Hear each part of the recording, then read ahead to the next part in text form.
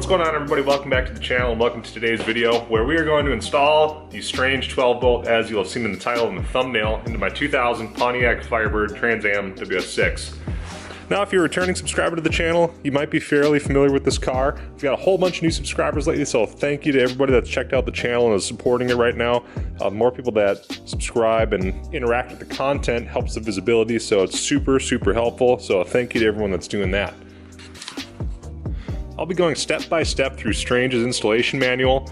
So the first thing we got to do is go through and get fluids into the rear end and get it all set up. I've got it on some appliance moving type of dollies right now, so I can move it around super easy. So we'll get this thing filled up, get the car in the air, and we will get to pulling the stock 10 bolt out. I'm pulling it out because it has a leaky pinion, which many of them do, but in lieu of repairing that, I'm actually installing this 12 bolt, which I found locally, which has a 391 gear ratio, and in lieu of the 342, so it's a little bit of an improvement for my 6-speed manual transmission, as well as being a much beefier rear end overall. The ring gear is about 1.5 inches larger in a 12 bolt, 8.8 inches versus 7.5 in a 10 bolt, so there's quite a bit to be gained with that. Welded axle tubes, C-clips are eliminated. It's going to use all my factory braking accessories. Got a steel drive shaft in that tube for this car, so this thing's gonna be pretty stout and set up for next spring.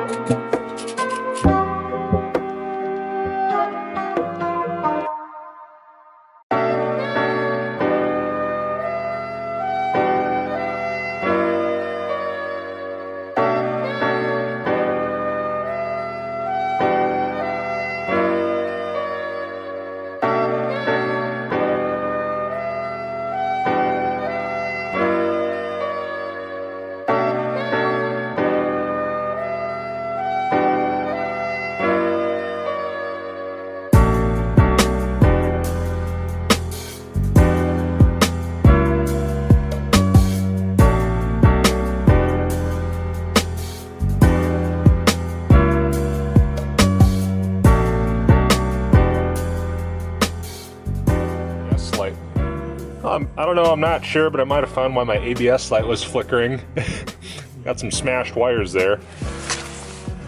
It's actually what goes out to the reluctor, which is inside of this rotor hat, that the ABS sensor here reads. There's a little reluctor ring in there, so that would explain that.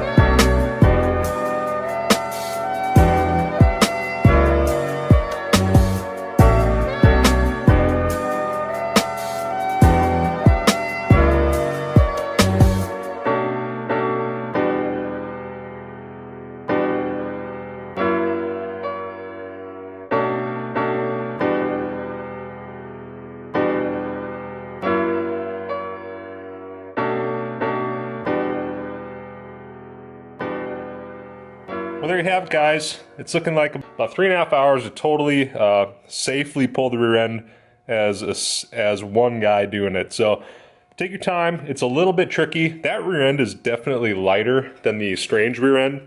Just by working with it a little bit, I can tell that one's a lot lighter. I'm not actually going to weigh it. I think they're like 60 pounds lighter, and that felt about right. So anyways, I'm going to hop under here, and there's a lot of differential fluid from the last couple years of driving. You can see all that there. It's caked on. I'm going to do my best to just clean up under here a little bit.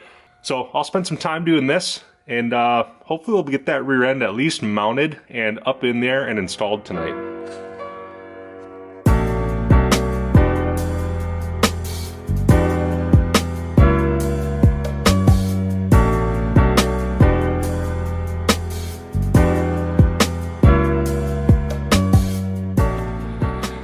That the tunnel in there turned out really good. It looks super clean, so that came out really good. I'm super happy with it. All I used was brake cleaner on it, so it got all that grease and grime off. So the installation is pretty much the reverse order of removal. It looks like a bit of a mess up here, but once you get the torque arm bolts in and the lower control arm bolts in, and you raise the rear end up, you land it on the shocks, you are home free. It's a pretty good installation.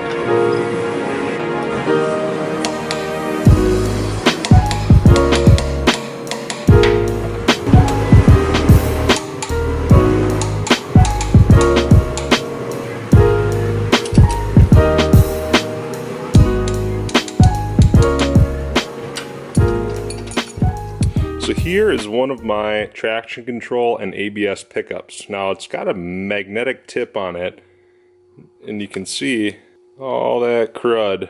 I'm going to clean it up with some electrical cleaner and wipe it up with blue towels. I'll do the same to the other side and reinstall these into the new rear end.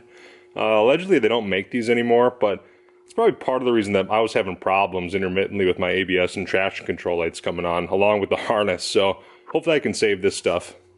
And there we go. That should work out pretty good. I'm going to put a little dielectric grease in here for when I reinstall the harness plugs so I can keep some moisture out, and these should be good to go. So anyways, I'm going to call it a night. I'm going to try and finish this up tomorrow, which is Saturday.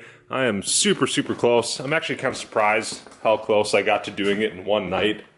So it's been about 7 hours, and I'm to the point where I'm going to be hooking up cables, and the only mess that you see there is going to be cleaned up super quick. That whole rear end drive shaft is installed, torqued, everything. But otherwise, the 10 bolt is bare right now, and that thing can go away as far as I'm concerned. So anyways, I'm dirty, I'm tired, and yeah, I'm going to pick this up tomorrow, so we'll see you then. Alright guys, we are on day 2 of installation. Get a little bit of ambient lighting in here. I was pretty beat last night, and I'm not gonna lie, today I'm a little bit sore. It was kind of a long day, so I'm actually happy to have taken a break from it. I ran to the parts store and I got a couple of parts. I got a set of 1/2 inch by 20 open-ended lug nuts. I didn't get a chance to put the brake shoes on last night because I went and picked those up today, and I wasn't sure how deep of a lug nut I might need to have a closed end lug nut. These are 1/2 inch by 20. They have a tapered seat on the bottom, just like these ones do here, off the factory rear end. But again, I wasn't sure how deep it needed to be to totally encapsulate that stud. So now I'll have a better idea. I'm gonna probably return these two, but this will be enough to get my couple of wheels on, and I'll get the right size closed end lug nut so it matches the front. And from the side of the car, you'll never be able to tell there's an aftermarket rear end in there. We do have a repair to make, which is our smashed cables. Anyways, the first thing I'm probably going to do, I'll get set up here and start putting on the parking brake shoes. Those are a little bit beefier of a pad than what's on the factory 10 bolt behind me. I'm replacing them specifically because on that 10 bolt, there's some damage on the driver's side where the pad was actually coming apart. Otherwise, if your pads are good, I'd move them over personally, but this is why I'm going to move mine. So anyways, I think I'm pretty much good to go. I'm going to get my light and tool set up on my little kneeling pad, and I'm going to start on this side.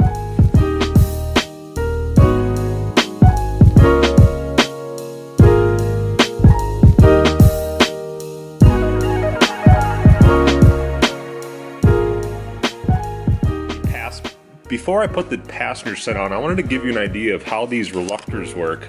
So you might know this, you might not. If you don't know, this is called a reluctor wheel, and this is a magnetic pickup. Now, as the wheel spins, this is gonna be kind of hard to do. Yeah, it's hard to spin. As the wheel spins forward, you can see how close that pickup is, right? There's a little air gap there.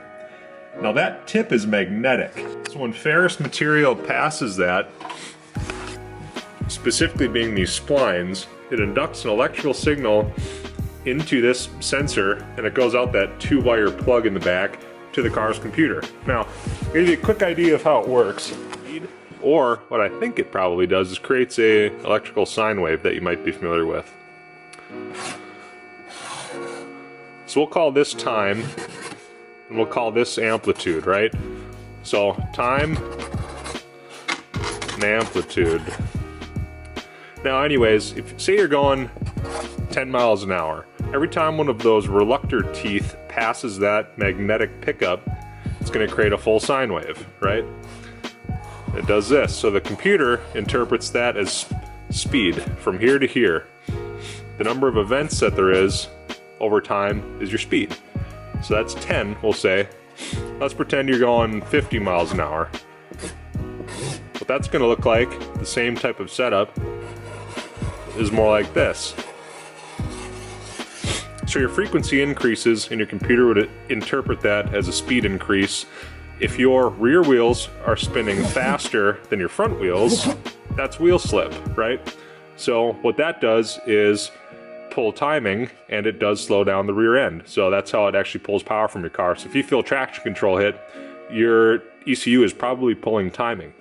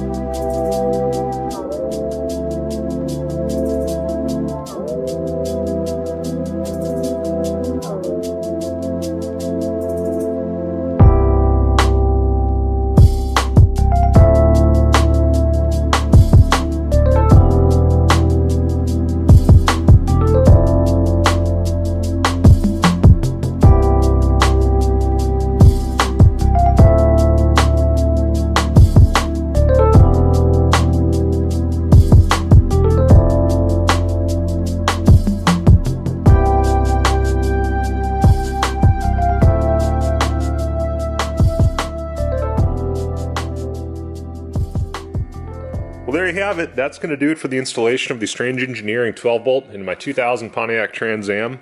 I'm going to return those couple boxes of lug nuts.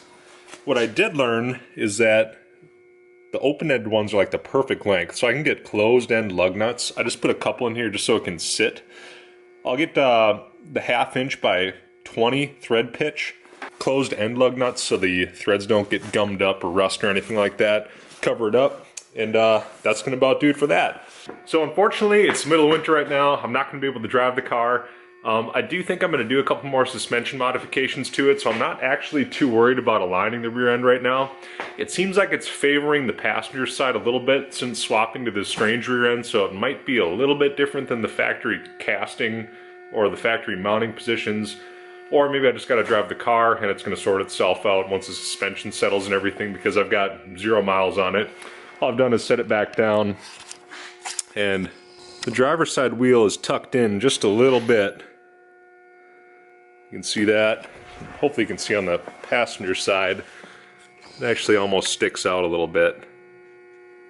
So that'll just take adjusting the pan hard rod. Not a big deal. It's got an adjustable end link, which is good, and that's why you buy them, so you can recenter your rear end. But I'm gonna wait till the springtime and put a couple miles on it, make sure it's settled where it's actually gonna be sitting.